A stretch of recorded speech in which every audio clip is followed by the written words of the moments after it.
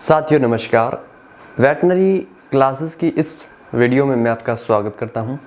तो आप में से बहुत सारे लोगों के कमेंट आ रहे थे कि सर फील्ड में हम प्रोलैप्स के जो केस हैं जब हम उनको हैंडल करते हैं तो हैंडल तो हम अपने हिसाब से ठीक करते हैं और पशु 1-2 दिन ठीक रहता है, रिकवर रहता है और उसके बाद तुरंत से पशु की डेथ हो जाती है।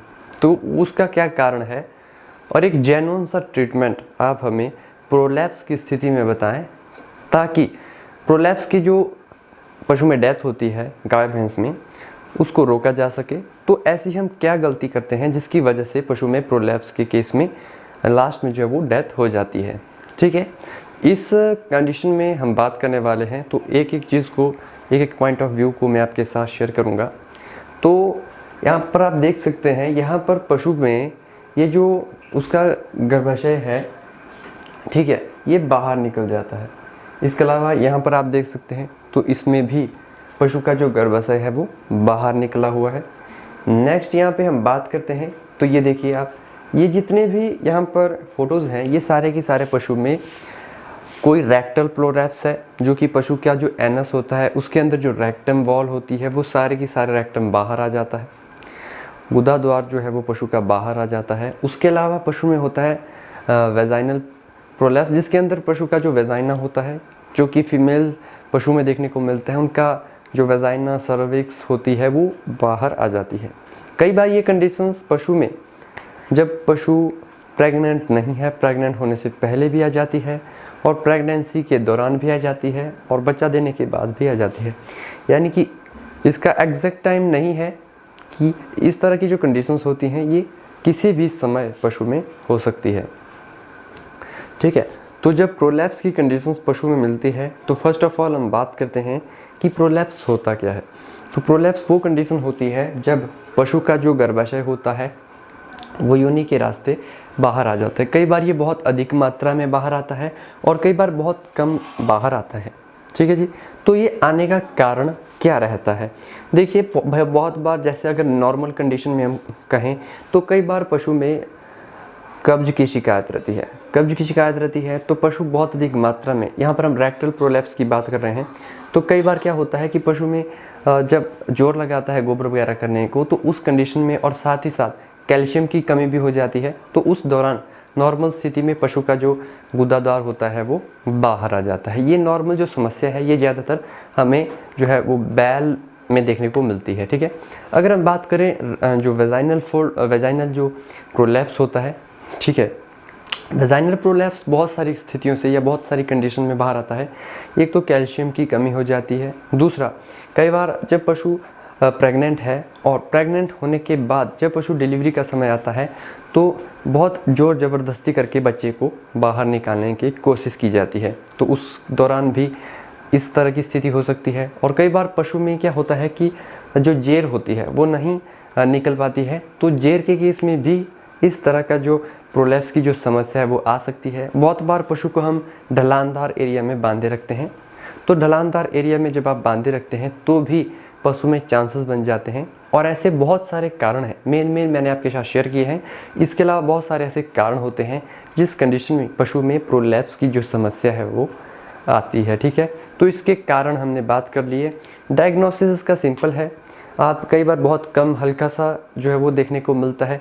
कई बार क्या होता है कि थोड़ा सा प्रोलैप्स पशु में बाहर आता है, उसके बाद वो अंदर चला जाता है, उसके बाद कुछ एक टाइम के बाद दोबारा से, तो इस तरह से भी कंडीशन रहती है और हल्का फुल्का ट्रीटमेंट किया जाता है तो पशु ठीक हो जाता है।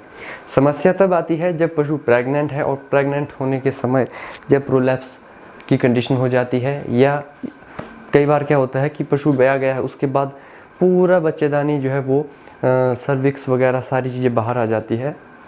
ठीक है, ये हो गए प्रोलैप्स होने की कंडीशंस। इसका मैं ट्रीटमेंट भी आपको यहाँ पर बताऊँगा कि क्या आप इलाज कर सकते हो। अब बात करते हैं कि पशु में डेथ होने के जो चांसेस हैं वो क्यों बन जाते हैं। यहाँ पर मैं आपको हल्की फुल्की ट्रीटमेंट बता दूँगा। इस पर जो ट्रीटमेंट की जो वीडियोज़ है वो प्रैक्टिकली मैं आपको दिखाऊँगा। तो देखिए, मरने के जो पशु में चांसेस होते हैं वो यहाँ पर 4-5 कारण मैं आपके साथ शेयर करूँगा जो कि मोस्ट ऑफ इम्पॉर्टेंट है। ठीक है, एक तो ये कंडीशन ऐसी है पशु में प्रोलैप्स की जिसमें कि पशु काफ़ी शॉक वाली स्थिति में चला जाता है और बहुत हाई अमाउंट में बहुत अधिक मात्रा में पशु को पेन होता है, दर्द होता है।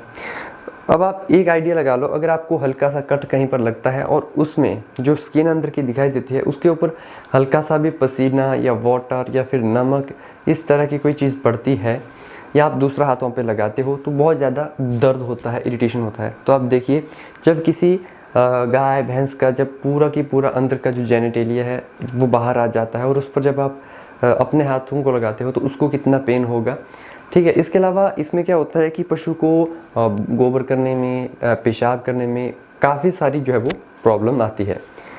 देखिए, डेथ होने का फर्स्ट ऑफ ऑल कारण ये है कि हम वहाँ पर एनेस्थेशिया का उपयोग नहीं करते हैं। हम मतलब ज़्यादातर जो फील्ड में लोग जाते हैं वो वहाँ पर क्या करते हैं कि पशु को एनेस्थेसिया नहीं देते हैं और जाके सीधा पशु को जो है वो ट्रीटमेंट चालू कर देते हैं और जो प्रोलैप्स की स्थिति है उसको अंदर को करने लग जाते हैं। तो जब पशु होता है तो पशु इतना ज़्यादा शॉक की कंडीशंस में चला जाता है, इतनी ज़्यादा हार्ट बीट उसकी इंक्रीज़ हो जाती है और इतना ज़्यादा वो दर्द में चला जाता है कि वहाँ पर मतलब जो फील्ड में जब आप वर्क कर रहे होते हैं तो उसी समय वो जान जाने का खतरा बन जाता है। ये हो गया फर्स्ट ऑफ ऑल, ठीक है। दूसरा कारण होता है मेन, वो ये है कि आप मतलब पोटेशियम परमैंगनेट का जो साफ़ सफाई का जो ध्यान होता है, जो ख्याल होता है वो नहीं रखते हो, ठीक है। अगर आप प्रॉपर वे में ग्लव्स डाल के पोटेशियम परमैंगनेट में हाथ में लोशन वगैरह लगा के अच्छे तरीके से जब बिल्कुल सफाई से काम करते हैं तो उस कंडीशन में, क्योंकि जब आप सफाई से काम नहीं करेंगे तो बहुत सारा बैक्टीरिया वायरस बच्चेदानी में जाएगा और फिर वहाँ पर वो इन्फेक्शन करेगा तो उससे भी पशु की जान जाने का खतरा बन जाता है। तीसरी बात मेन ये है कि हाई अमाउंट में ब्लीडिंग।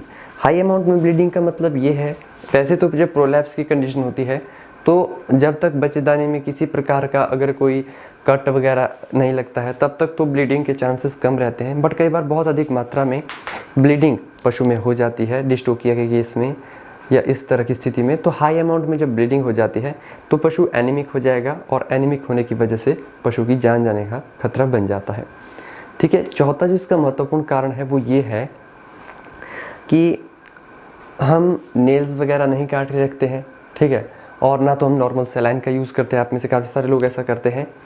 तो जब भी प्रोलैप्स का या डिस्टोकिया का इस तरह का या सर्जरी वाला जब भी आप काम करते हैं तो साफ़ सफाई का आपको ध्यान रखना होता है।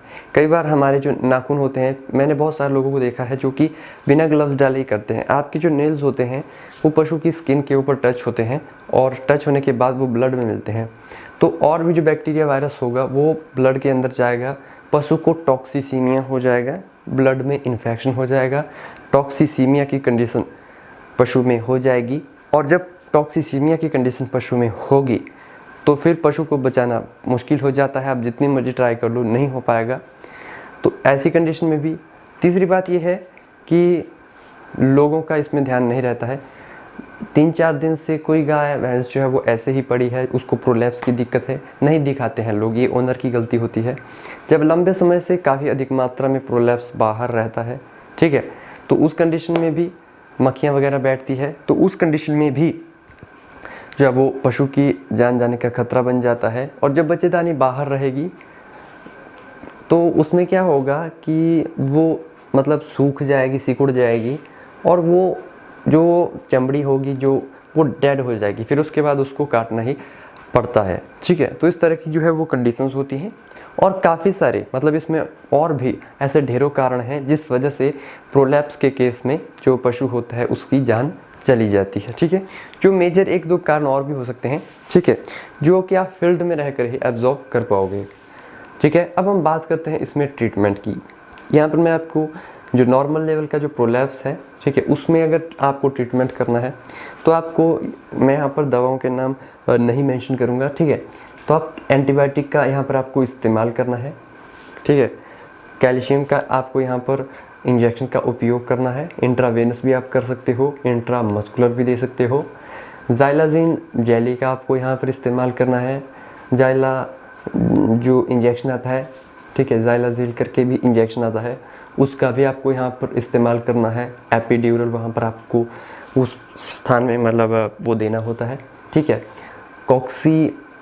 डिओसिस तो होता है जो पूंछ में जो हड्डियाँ होती हैं, ठीक है, जहाँ से पूंछ की शुरुआत होती है वहाँ पर एपिड्यूरल एनेस्थीसिया दिया जाता है, ठीक है।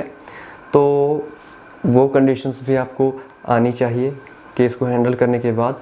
दूसरा ये है कि जो फ्लोर स्पेस होता है उसको आपने हाई रखना है, ठीक है। डाउन रखेंगे तो प्रोलैप्स की ज़्यादा समस्या रहती है।